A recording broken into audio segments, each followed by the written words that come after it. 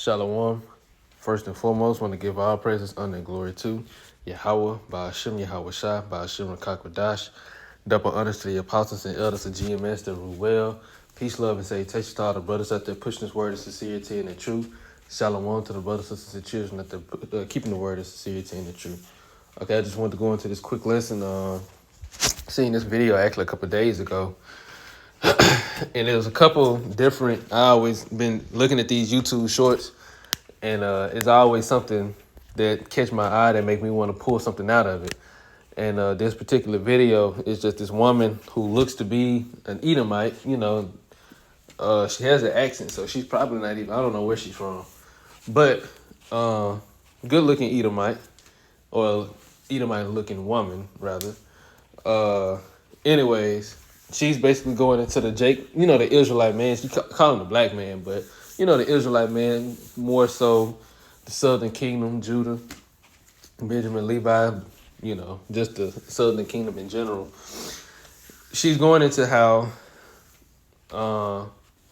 basically she has a desire for the southern kingdom men, for us.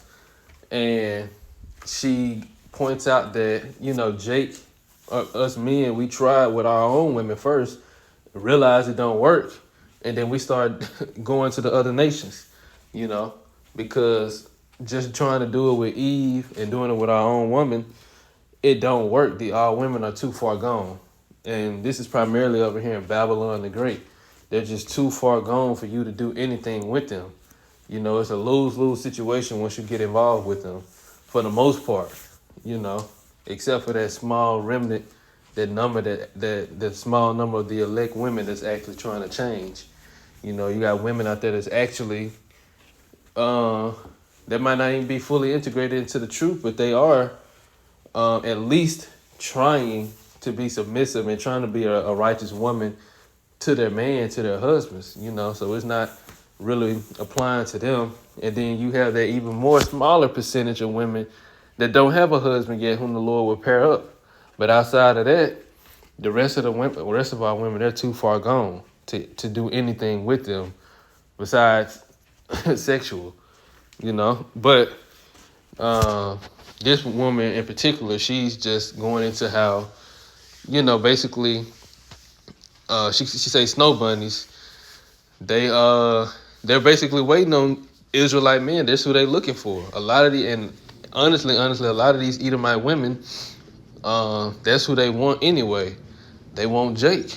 They're not even infatuated with the money that their men can bring in or whatever, because it's now being the ideal of the Israelite man being the top man on earth is becoming more and more relevant, more and more popular, even in our lower state. And not just the so-called black man, just the Israelite men in general. But in particular, she's going into the so-called black man. So I'm going to just play this quick video, and I'm going to get a quick two scriptures, and I'm going to close it out. And fair use. Even though this is a brother page, this is a brother video. I shouldn't have to say it, but, I'm going to just play it real quick. The black kings get divorced, and then what happens? They're like, F it. We're moving on. Snow bunnies are going to clean you right out. So the snow bunnies get on top of things, and they mix, and they have this beautiful baby, and the process continues. So I do find that black kings often go to black queens first, and then they're like, snow bunny time. They'll either divorce them, dump them, and then move on. Swiftly move on. And they'll feel all cleansed, Right. Anyway, on that note, do you like my nails? They're very Christmassy. It's almost Christmas. Divorce season's round the corner, which means snow bunnies warm in January. Yes. And if you can tell and notice, she got on the makeup, the eyeliner, the lipstick. All this stuff was created for the other nations anyway, particularly the so-called white woman. The Edomite woman, this who this stuff was created for anyway. And guess what? Our women had natural beauty, but now our women has taken on the customs of an Edomite woman. They even try to take their hairstyle, the weave color, the weave styles. our women wants to look exactly like the so-called white woman, and they do it to be in competition with themselves. They think that makes them look good or beautiful. When we tell our women we love natural, we love the natural look. But they don't have the confidence in their natural look. Versus an Edomite woman, she'll be comfortable in her natural look. And a lot of these Edomite women, they might not look good, but at least they comfortable with that, you know.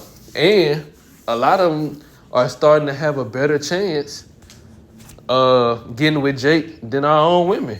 And that's what she's going into too, you know, because at least the so like at least the other nations, because I was just about to say Edomite women, the other nations see the value in the Israelite man, you know, they see it. So I'm gonna get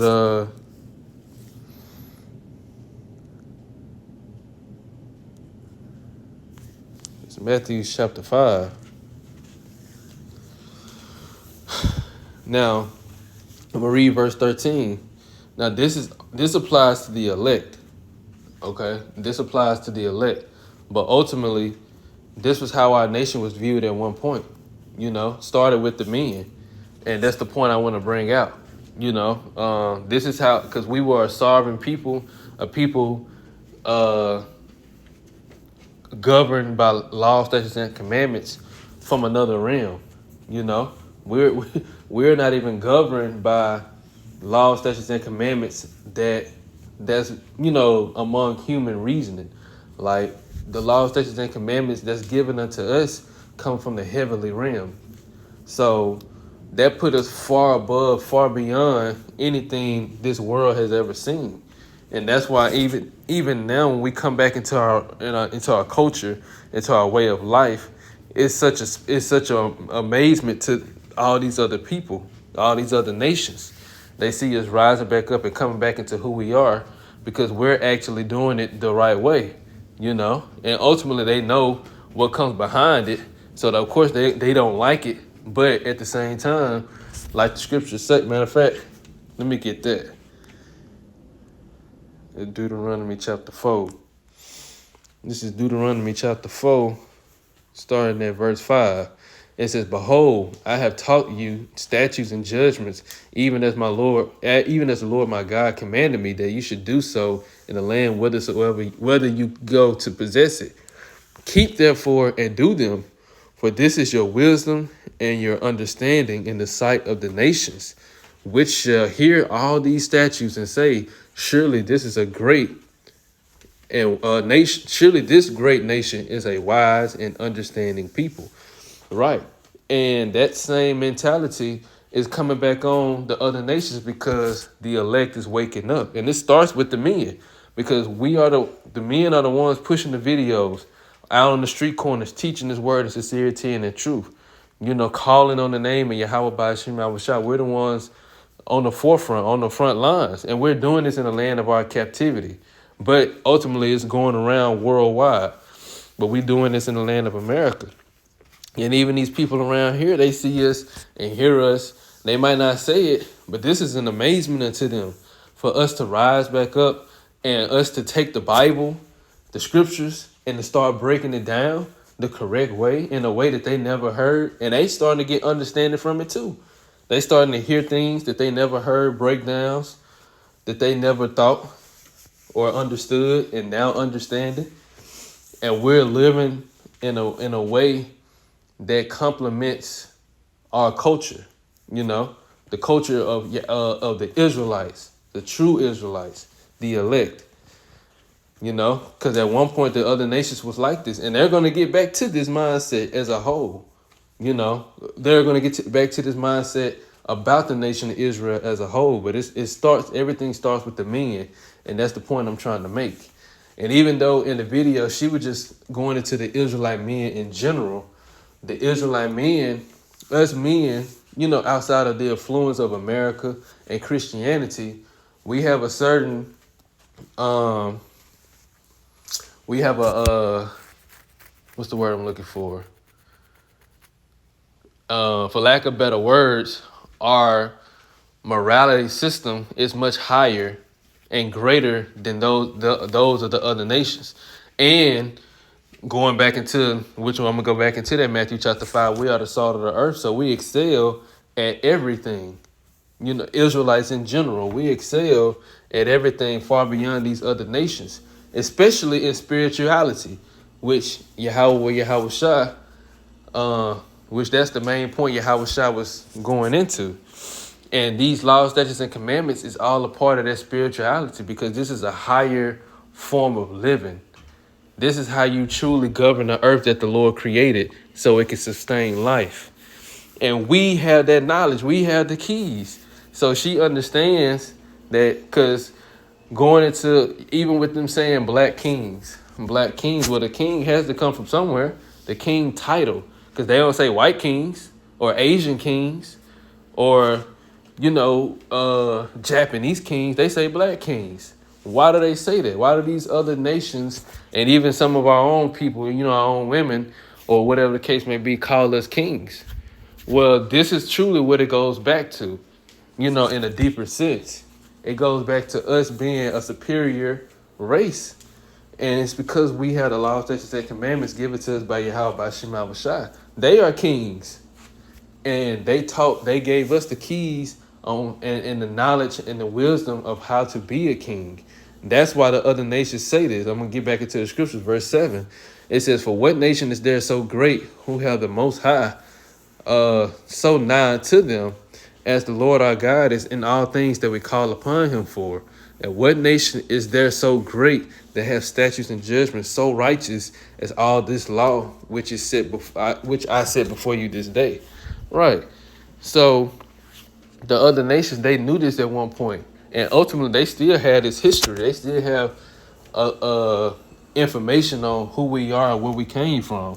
It's just our people that don't know, but the elect are rising up. So the whole black king and this, that, and the third, that came from somewhere. But this is truly what it goes back to. Now this is Matthew chapter 5, verse 13. It says, "Ye are the salt of the earth, but if the salt has lost its savor,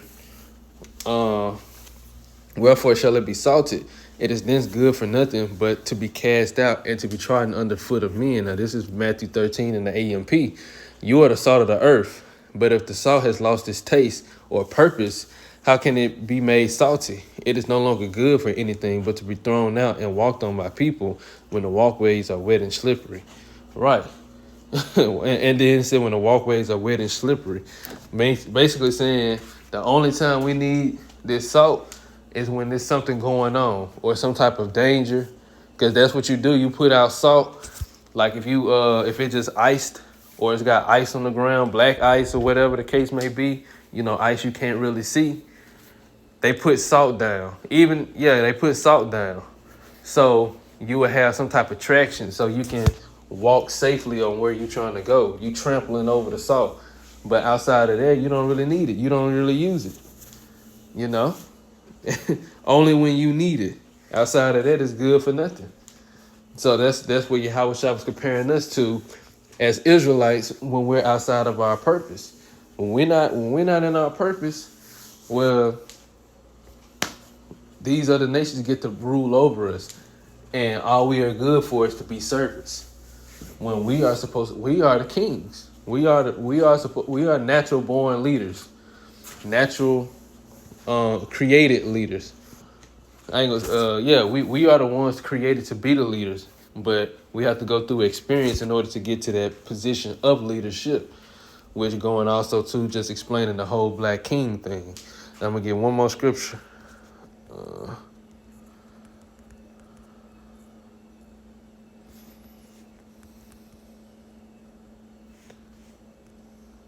This is Ecclesiastes 10 and 7, starting at verse 6. No, going straight to 7. Yeah, going straight to 7. "I have seen servants upon horses and princes walking as servants upon the earth." And that's going into the other nations ruling over us and being in a higher position than us, starting with Esau, Edom, so-called white man. And the horses represent power And it said the servants walking upon princes walking as servants upon the earth. That's going into us being in our lowest state, you know. But even in our lowest state, we are still considered kings. We are still considered royalty. We are still considered something greater than what this world has portrayed us. And these other nations, particularly the women, can see that. You know, even the other nations, even they men, they can see it. They don't want to admit it, but they see it. But they women, oh yeah, they know. They know that we are much greater than what we have been portrayed. And the main thing is they only see the surface level. They see Jake outside of his purpose. So imagine us when we inside of our purpose. Imagine the Israelites when we're all, back connected to Yahweh by Shem Yahushua 100%. But even like I said, even outside of that, these women, they know that. But it's our women who don't realize it, who don't understand the need and the purpose of the Israelite man. So you got a lot of Israelite men going to other countries, getting with the other women who see it. And they have a much better experience of having a wife and marriage than they've had over here in Babylon the Great. So that's what that woman she was going into. Look, you get with your woman. She said she sit back and she noticed they get with their woman first. Then it don't work out. Then they come over here and they get love.